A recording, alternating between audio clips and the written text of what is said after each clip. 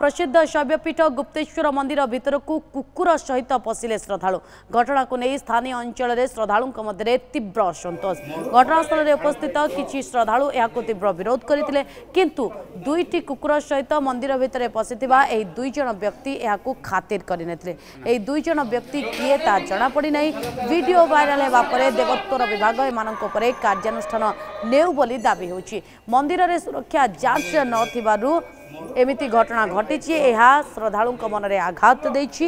एही घटना को नहीं बैपारीगुड़ा बीडीओ मध्य तीव्र असंतोष प्रकाश करने सहित मंदिर प्रवेश पर टिकेट काटुथिबा व्यक्ति को दायी करिसेंति। एने देवोत्तर विभाग दृष्टि आकर्षण करा जिवो बोली से कहिसेंति।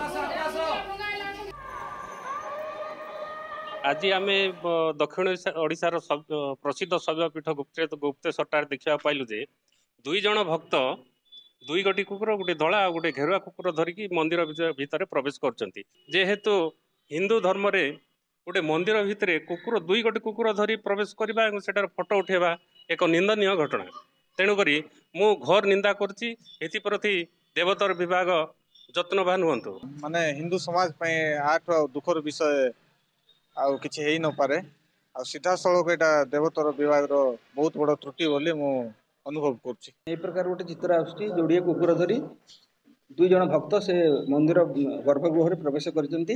यह अत्यंत निंदनीय कथा एवं एथिर मध्ये आश्चर्य लागुछि टिकेट काउंटर रे बसी थिया व्यक्ति से माने किभଳି भाबरे से माने को छाड़ले। एत एंडाउमेंट या प्रति जतरमान होबा आवश्यक।